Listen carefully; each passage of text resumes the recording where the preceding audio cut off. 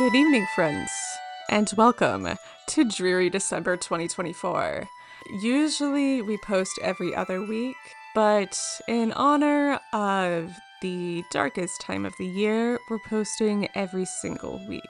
And this year we're doing something extra special. We are doing a full cast recording of Charles Dickens' A Christmas Carol. We'll be posting one stave every week. The edition that we're using is from Project Gutenberg, originally published in 1915. Everybody's links and names will be in the description of this episode. Let's get into it.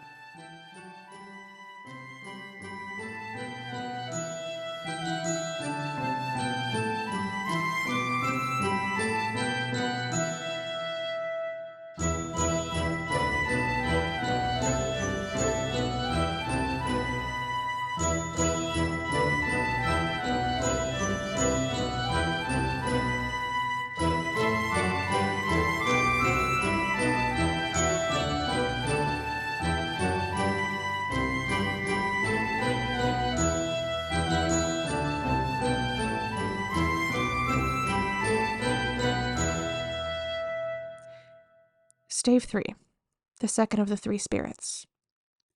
Awaking in the middle of a prodigiously tough snore, and sitting up in bed to get his thoughts together, Scrooge had no occasion to be told that the bell was again upon the stroke of 1. He felt that he was restored to consciousness in the right nick of time, for the especial purpose of holding a conference with the second messenger dispatched to him through Jacob Marley's intervention. But finding that he turned uncomfortably cold when he began to wonder which of his curtains this new spectre would draw back, he put them every one aside with his own hands, and, lying down again, established a sharp lookout all round the bed. For he wished to challenge the spirit on the moment of its appearance, and did not want to be taken by surprise and made nervous. Gentlemen of the free and easy sort, who plume themselves on being acquainted with a move or two, and being usually equal to the time of day, express the wide range of their capacity for adventure by observing that they are good for anything from pitch and toss to manslaughter, between which opposite extremes, no doubt, there lies a tolerably wide and comprehensive range of subjects. Without venturing for Scrooge quite as heartily as this, I don't mind calling on you to believe that he was ready for a good broad field of strange appearances, and that nothing between a baby and a rhinoceros would have astonished him very much.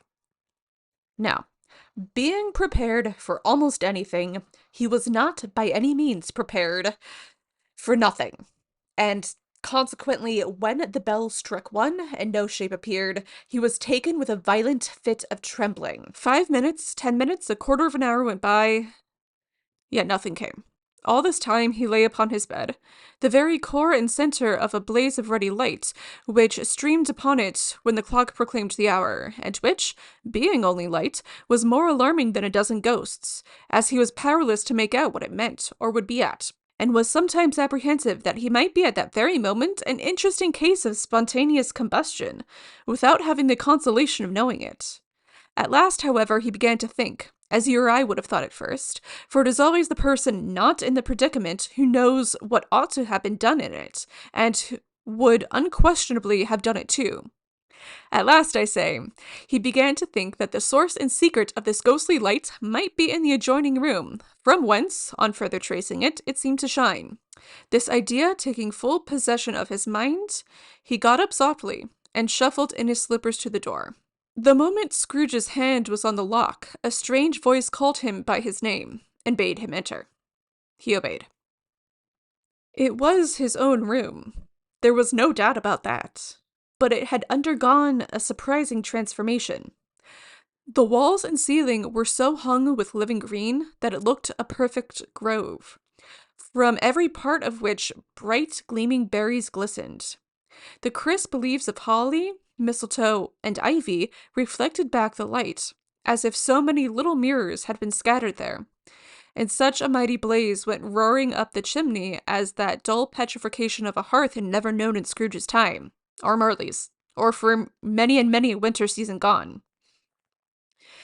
Heaped upon the floor, to form a kind of throne, were turkeys, geese, game, poultry, brawn, great joints of meat, sucking pigs, long wreaths of sausages, mince pies, plum puddings, barrels of oysters, red-hot chestnuts, cherry-cheeked apples, juicy oranges, luscious pears, immense 12th cakes, and seething bowls of punch that made the chamber dim with their delicious steam.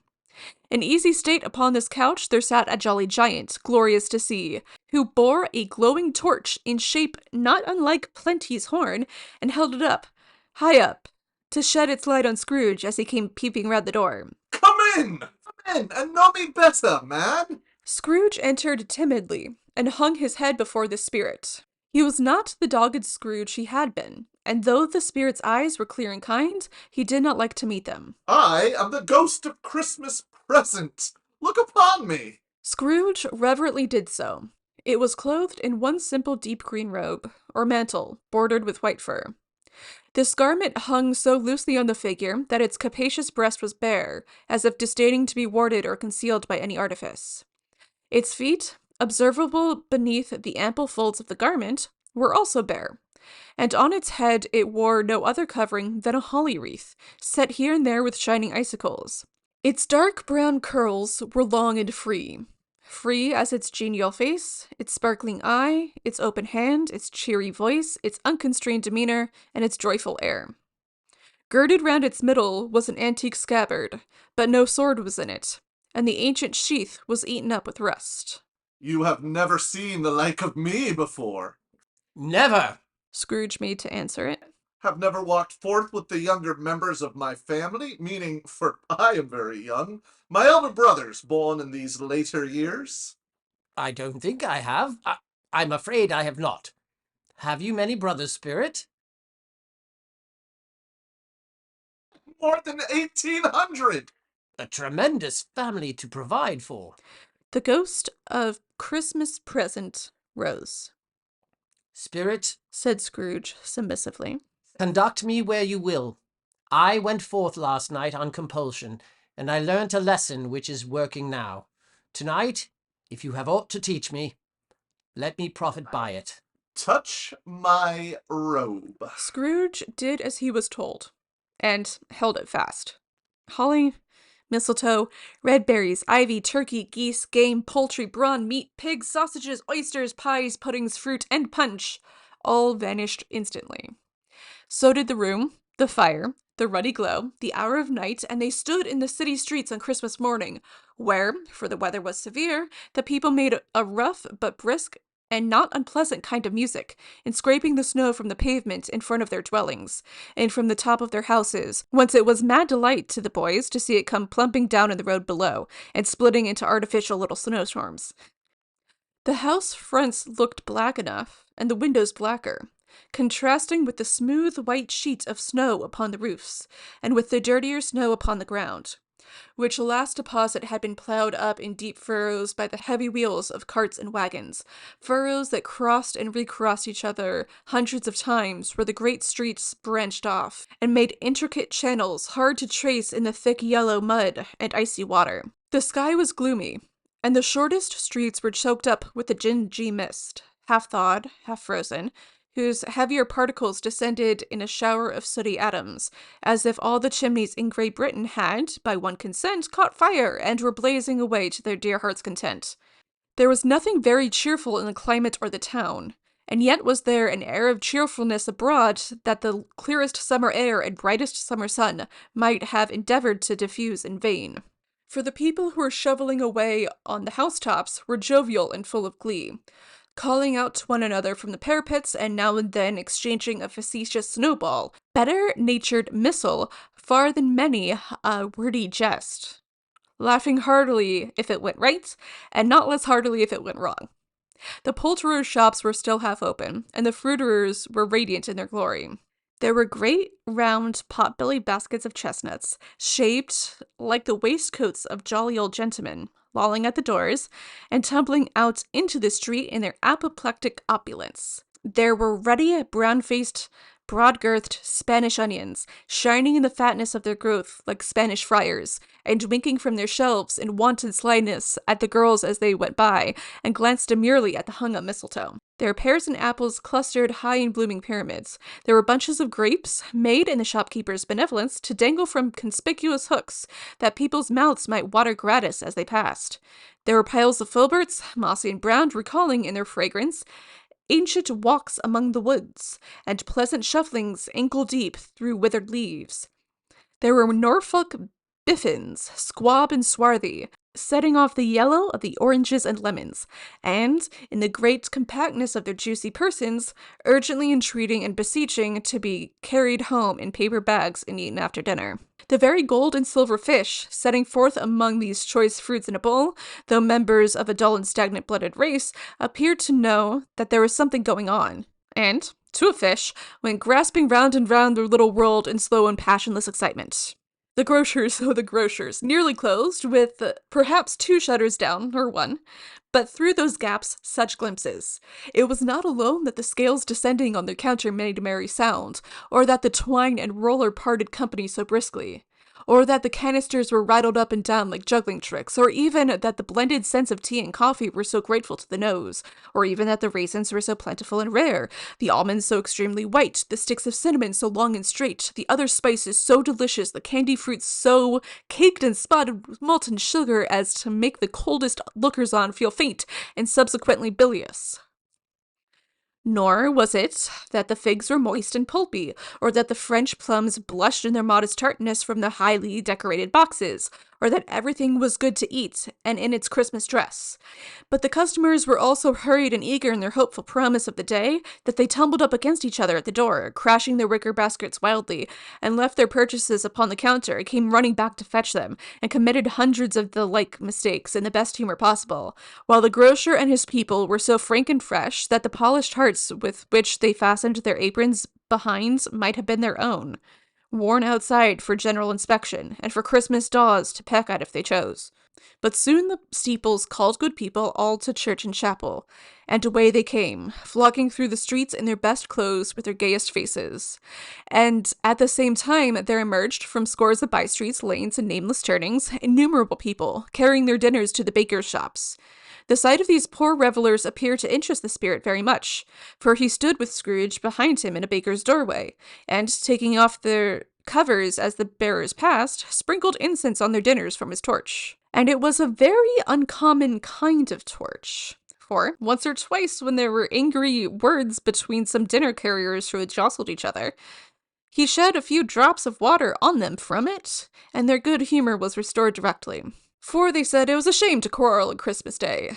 And so it was, God love it, so it was. In time the bells ceased, and the bakers were shut up, and yet there was a genial foreshadowing forth of all these dinners, and the progress of their cooking in the thawed blotch of wet above each baker's oven, where the pavement smoked as if its stones were cooking too.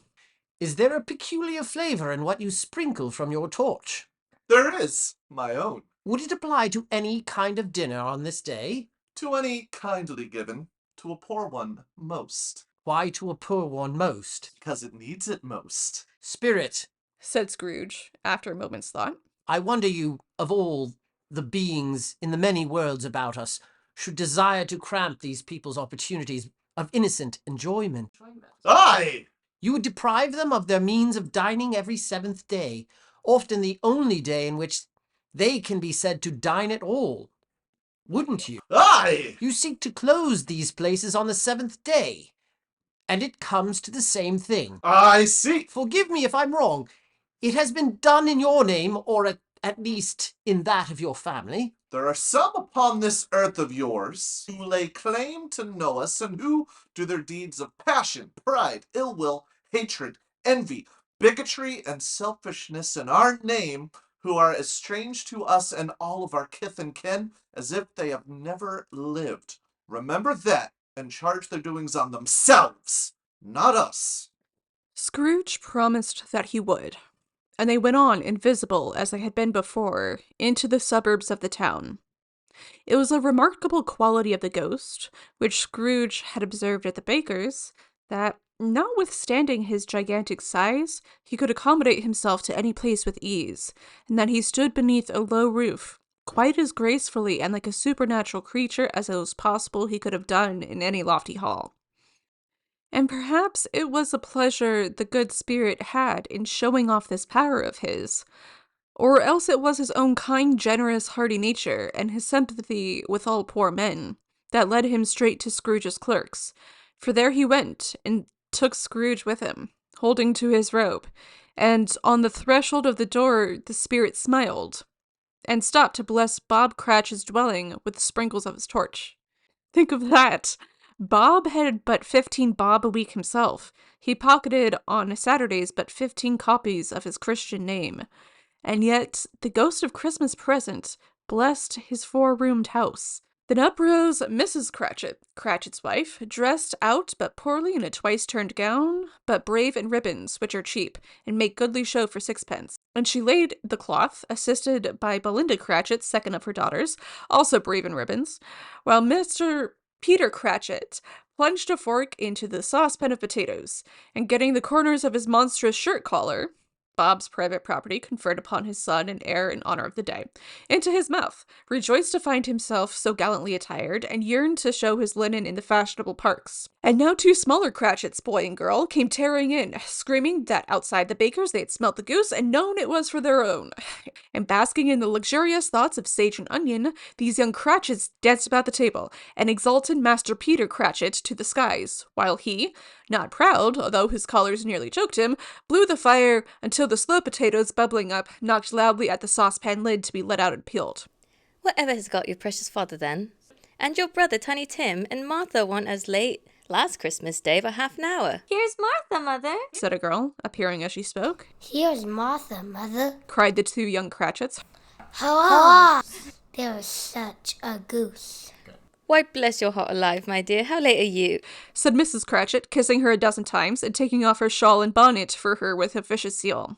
We'd a deal of work to finish up last night, and had to clear away this morning, Mother. Well, never mind so long as you come. Sit ye down before the fire, my dear, and have a warm Lord bless ye. No, no! There's Father coming. Cried the 2 young Cratchits, who were everywhere at once. Hide, Martha, hide.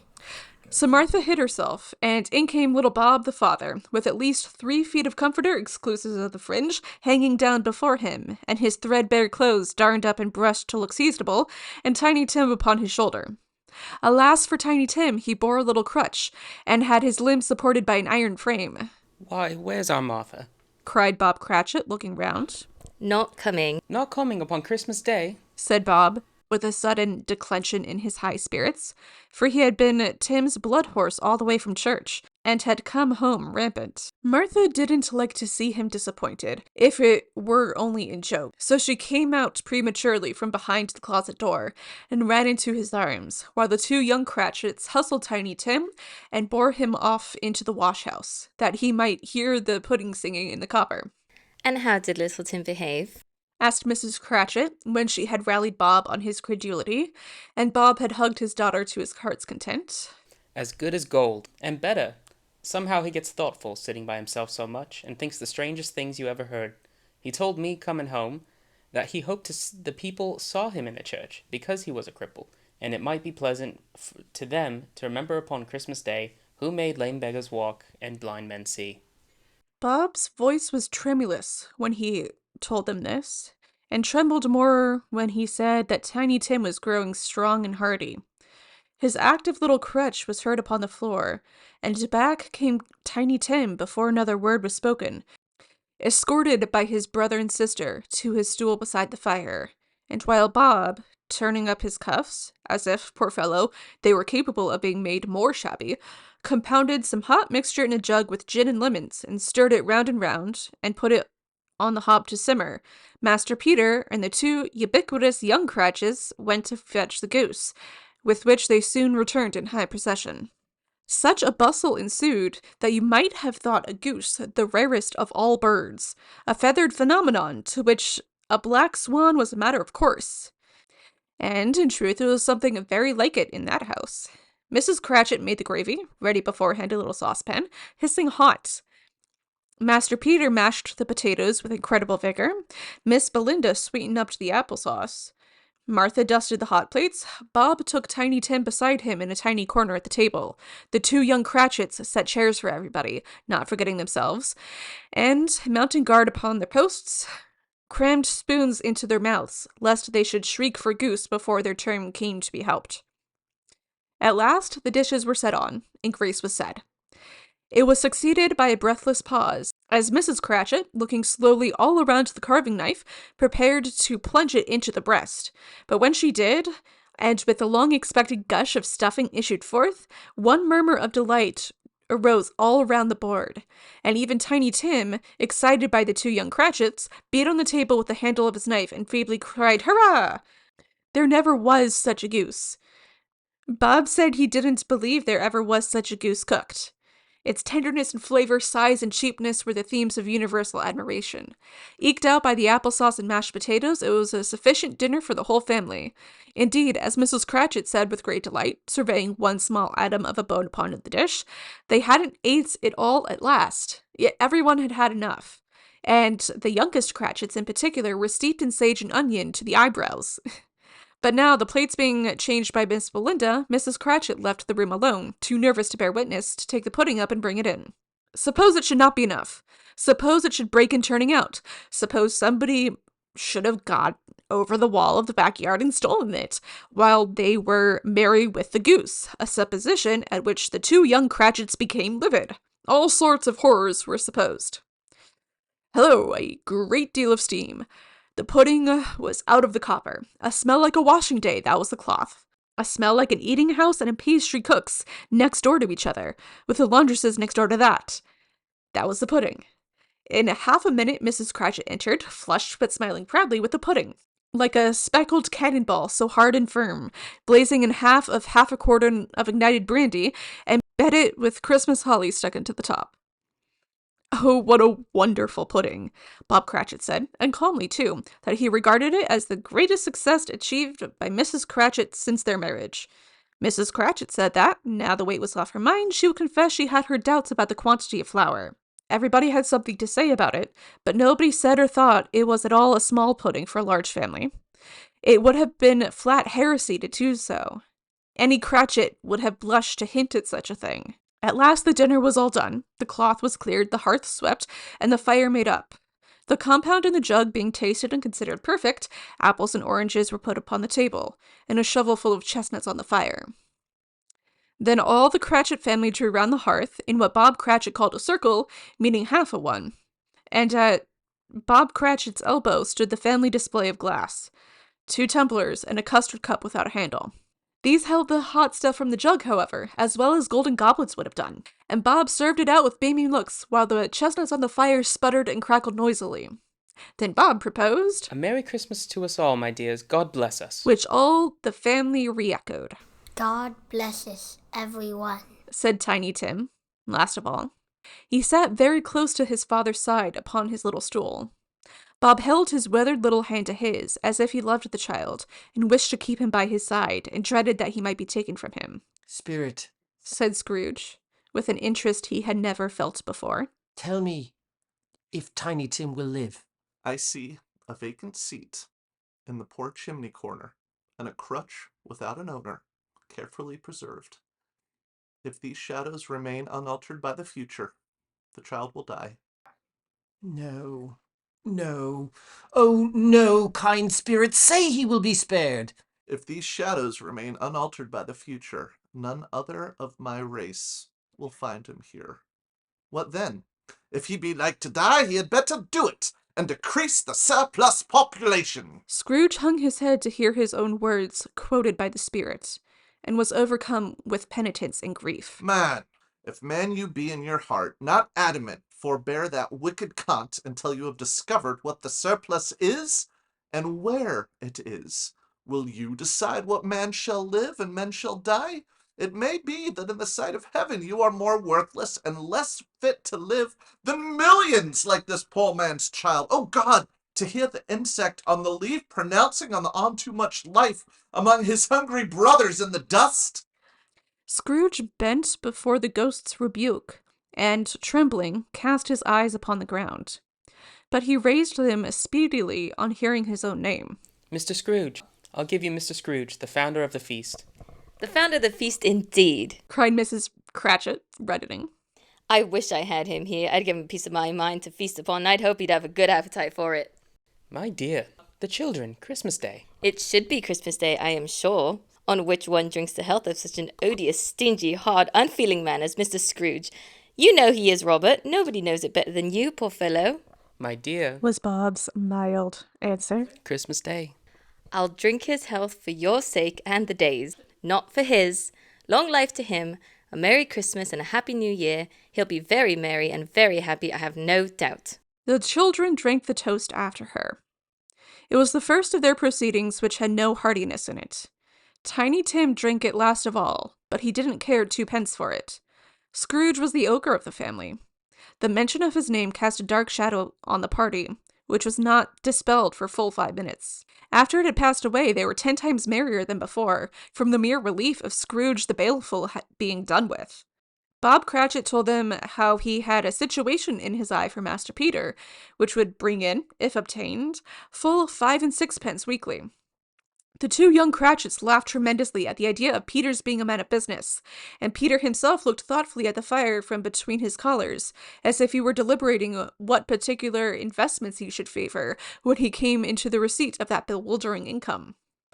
Martha, who was a poor apprentice at a milliner's, told them what kind of work she had to do, and how many hours she worked at a stretch, and how she meant to lie abed tomorrow morning for a good long rest, tomorrow being a holiday she passed at home. Also, how she had seen a countess and a lord some days before, and how the lord was much about as tall as Peter, at which Peter pulled up his collar so high that you couldn't have seen his head if you had been there. All this time, the chestnuts and the jug went round and round, and by the by they had a song about a lost child traveling in the snow from Tiny Tim, who had a plaintive little voice and sang it very well indeed. They were nothing of high markedness. They were not a handsome family, they were not well dressed, their shoes were far from being waterproof, their clothes were scanty, and Peter might have known, and very likely did, the inside of a pawnbroker's. But they were happy, grateful, pleased with one another, and contented with the time. And when they faded, and looked happier yet in the bright sprinklings of the spirit's torch at parting, Scrooge has his eye upon him, and especially on Tiny Tim, until the last. By this time it was getting dark, and snowing pretty heavily, and Scrooge and the spirit went along the streets. The brightness of the roaring fires in kitchens, parlors, and all sorts of rooms was wonderful. Here, the flickering of the blaze showed preparations for a cozy dinner, with hot plates baking through and through before the fire, and deep red curtains ready to be drawn to shut out cold and darkness. There, all the children of the house were running out into the snow to meet their married sisters, brothers, cousins, uncles, aunts, and be the first to greet them. Here, again, were shadows on the window blinds of guests assembling, and there a group of handsome girls, all hooded and fur-booted, and all chattering at once, tripped lightly off to some near neighbor's house, where, woe upon the single man who saw them enter, artful witches, well they know it in a glow. But if you had judged from the numbers of people on their way to friendly gatherings, you might have thought that no one was at home to give them welcome when they got there, instead of every house expecting company, and piling up its fires half chimney high. Blessings on it, how the ghost exulted, how it bared its breadth of breast, and opened its capacious palm, and floated on, outpouring with a generous hand its bright and harmless mirth on everything within its reach.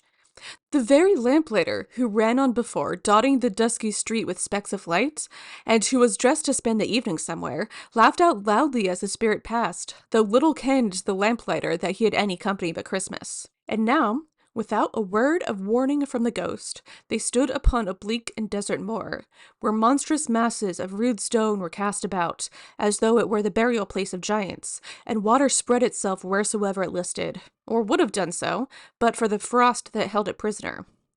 And nothing grew but moss and furze, and coarse rank grass.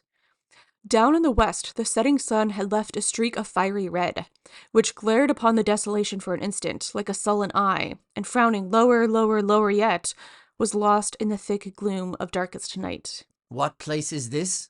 A place where miners live, who labor in the bowels of the earth. But they know me, see? A light shone from the window of a hut, and swiftly they advanced towards it. Passing through the wall of mud and stone, they found a cheerful company assembled round a glowing fire. An old man and woman, with their children and their children's children, and another generation beyond that, all decked out gaily in their holiday attire. The old man, in a voice that seldom rose above the howling of the wind upon the barren waste, was singing them a Christmas song. It had been a very old song when he was a boy, and from time to time they all joined in the chorus. So surely as they raised their voices, the old man got quite blithe and loud, and so surely as they stopped, his vigor sank again. The spirit did not tarry here, but bade Scrooge to hold his robe, and, passing on above the moor, sped whither? Not to sea? To sea. To Scrooge's horror, looking back, he saw the last of the land, a frightful range of rocks behind them, and his ears were deafened by the thundering of water, as it rolled and roared and raged among the dreadful caverns it had worn, and fiercely tried to undermine the earth. Great heaps of seaweed clung to its base, and storm birds, born of the wind, one might suppose, as seaweed of water, rose and fell about it, like the waves they skimmed. But even here, 2 men who watched the light had made a fire, that through the loophole in their thick stone walls shed out a ray of brightness on the awful sea. Joining their horny hands over the rough table at which they sat, they wished each other a Merry Christmas in their can of grog. And one of them, the elder too, with his face all damaged and scarred with hard weather, as the figurehead of an old ship might be, struck up a sturdy song that was like a gale in itself. Again the ghost sped on, above the black and heaving sea, on, until being far away, as he told Scrooge, from any shore, they lighted on a ship. They stood beside the helmsman at the wheel, the lookout in the bow, the officers who had the watch, dark ghostly figures in their several stations. But every man among them hummed a Christmas tune, or had a Christmas thought, or spoke below his breath to his companion of some bygone Christmas day, with homeward hopes belonging to it. And any man on board, waking or sleeping, good or bad, had had a kinder word for one another on that day than on any day in the year, and had shared to some extent in its festivities, and had remembered those he cared for at a distance, and had known that they delighted to remember him. It was a great surprise to Scrooge, while listening to the moaning of the wind, and thinking what a solemn thing it was to move on through the lonely darkness over an unknown abyss, whose depths were secrets as profound as death. It was a great surprise to Scrooge, while thus engaged, to hear a hearty laugh. It was a much greater surprise to Scrooge to recognize it as his own nephew's, and to find himself in a bright, dry, gleaming room, with the spirit standing smiling by his side, and looking at that same nephew with approving affability. If you should happen, by any unlikely chance, to know a man more blessed in a laugh than Scrooge's nephew, all I can say is I should like to know him too. Introduce me and I'll cultivate his acquaintance. It is a fair, even-handed, noble adjustment of things, that while there is infection in disease and sorrow, there is nothing in the world so irresistibly contagious as laughter and good humor. When Scrooge's nephew laughed in this way, holding his sides, rolling his head, and twisting his face into the most extravagant contortions, Scrooge's niece by marriage laughed as heartily as he. And their assembled friends, being not a bit behindhand, roared out lustily. He said that Christmas was a humbug, as I live. He believed it, too. More shame for him, Fred, said Scrooge's niece indignantly. Bless those women. They never do anything by halves. They are always in earnest. She was very pretty, exceedingly pretty, with a dimpled, surprised-looking, capital face, a ripe little mouth that seemed made to be kissed, as no doubt it was, all kinds of good little dots about her chin that melted into one another when she laughed, and the sunniest pair of eyes you ever saw in any little creature's head. Altogether, she was what you would have called provoking, you know, but satisfactory too. Oh, perfectly satisfactory. He's a comical old fellow. That's the truth, and not so pleasant as he might be. However, his offences carry their own punishment, and I have nothing to say against him. I'm sure he is very rich, Fred. At least you always tell me so. What of that, my dear? His wealth is of no use to him. He don't do any good with it. He don't make himself comfortable with it. He hasn't the satisfaction of thinking that he is ever going to benefit us with it. I have no patience with him. observed Scrooge's niece. Scrooge's niece's sisters and all the other ladies expressed the same opinion. Oh, I have. I am sorry for him. I couldn't be angry with him if I tried. Who suffers by his ill whims? Himself, always. Here he takes it into his head to dislike us, and he won't come and dine with us. What's the consequence? He don't lose much of a dinner. Indeed, I think he loses a very good dinner. Interrupted Scrooge's niece. Everyone else said the same, and they must be allowed to have been competent judges because they had just had dinner, and, with the dessert upon the table, were clustered round the fire by lamplight. Well, I am very glad to hear it, because I haven't any great faith in these young housekeepers. What do you say, Topper? Topper had clearly got his eye upon one of Scrooge's niece's sisters, for he answered that a bachelor was a wretched outcast who had no right to express an opinion on the subject. Whereat Scrooge's niece's sister, the plump one with the lace tucker, not the one with the roses, blushed. Do go on, Fred. He never finishes what he begins to say. He is such a ridiculous fellow. Scrooge's nephew reveled in another laugh, and as it was impossible to keep the infection off, though the plump sister tried hard to do it with aromatic vigor, his example was unanimously followed. I was only going to say that the consequence of his taking a dislike to us and not making merry with us is, as I think, that he loses some pleasant moments which could do him no harm. I am sure he loses pleasanter companions than he can find in his own thoughts, either in his mouldy old office or his dusty chambers. I mean to give him the same chance every year, whether he likes it or not, for I pity him. He may rail at Christmas till he dies, but he can't help thinking better of it. I defy him. If he finds me going there in good temper year after year and saying, "Uncle Scrooge, how are you?" if it only puts him in the vein to leave his poor clerk £50, that's something. And I think I shook him yesterday. It was their turn to laugh now, and the notion of his shaking Scrooge. But being thoroughly good-natured and not much caring what they laughed at, so that they laughed at any rate, he encouraged them in their merriment, and passed the bottle joyously. After tea they had some music, for they were a musical family, and knew what they were about when they sung a glee or catch, I can assure you. Especially Topper, who could growl away in the bass like a good one, and never swell the large veins in his forehead, or get red in the face over it. Scrooge's niece played well upon the harp, and played, among other tunes, a simple little air. Mere nothing, you might learn to whistle in 2 minutes, which had been familiar to the child who fetched Scrooge from the boarding school, as he had been reminded by the ghost of Christmas past. When this strain of music sounded, all the things that ghost had shown him came upon his mind. He softened more and more, and thought that if he could have listened to it often, years ago, he might have cultivated the kindness of life for his own happiness with his own hands, without resorting to the sexton's spade that buried Jacob Marley. But they didn't devote the whole evening to music. After a while they played at forfeits, for it is good to be children sometimes, and never better than at Christmas, when its mighty founder was a child himself. Stop, there was first a game at blind man's buff.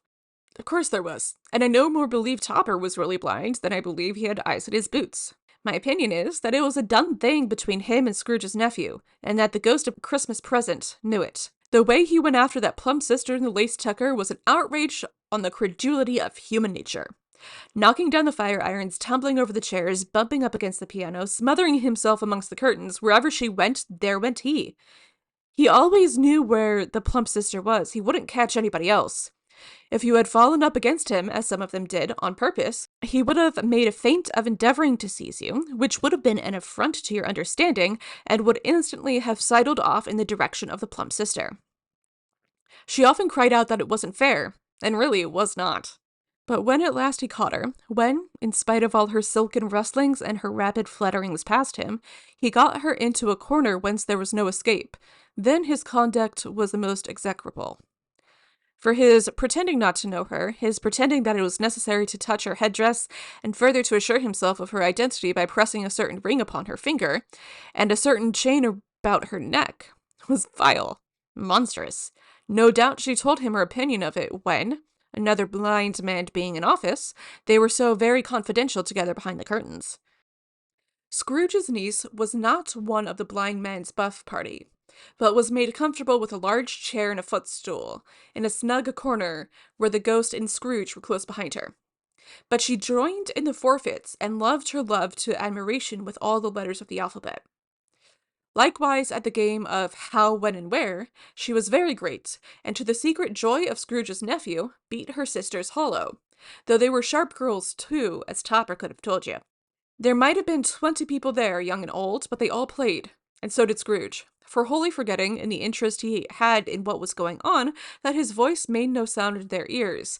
He sometimes came out with his guess quite loud, and very often guessed right too, for the sharpest needle, best Whitechapel, warranted not to cut in the eye, was not sharper than Scrooge, blunt as he took it in his head to be.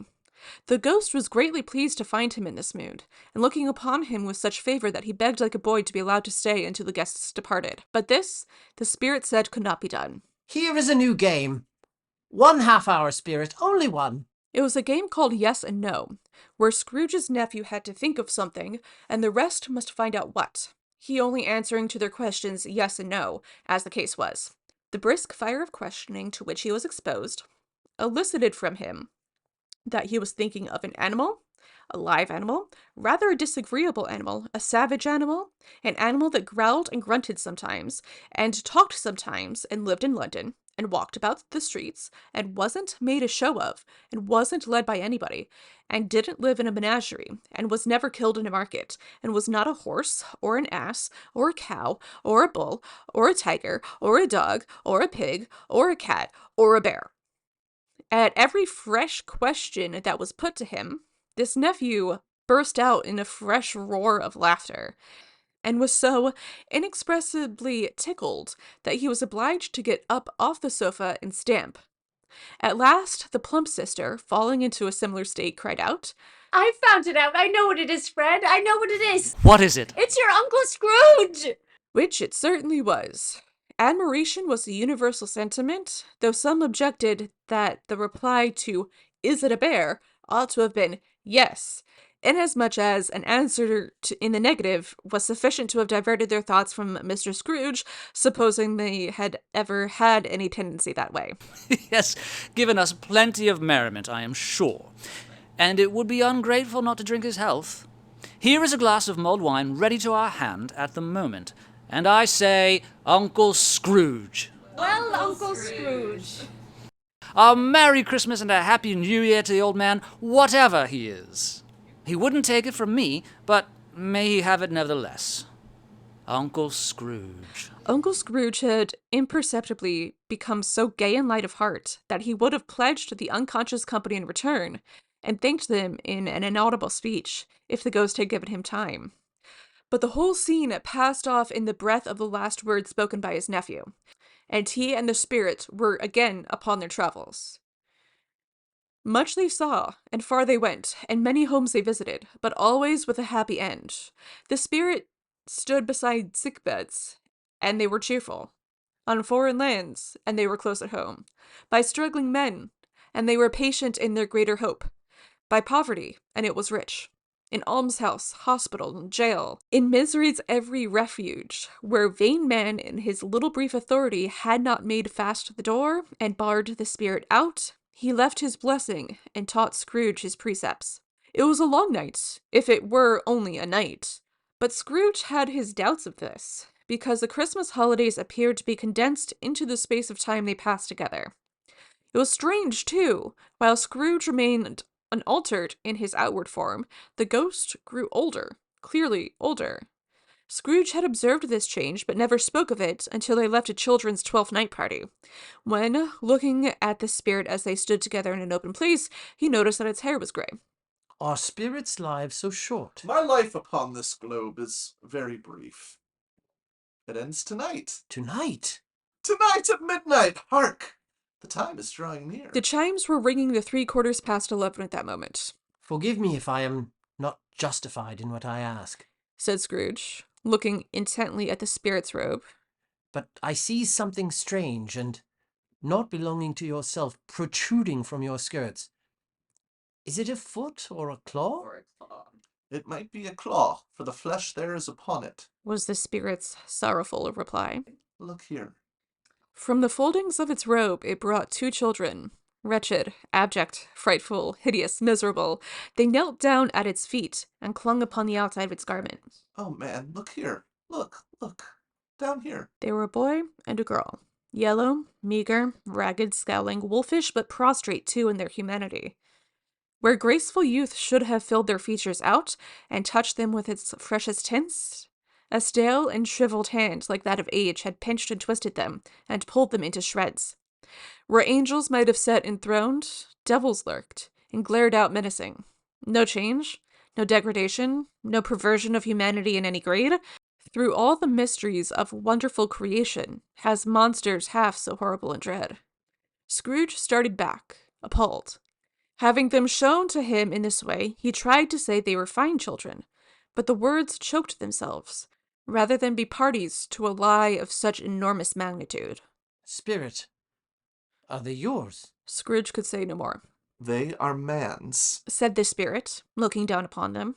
and they cling to me, appealing from their fathers. The boy is ignorance, the girl is want. Beware them both, and all of their degree, but most of all, beware the boy, for on his brow I see that written which is doom, unless the writing can be erased. Deny it! Cried the spirit, stretching out his hand towards the city.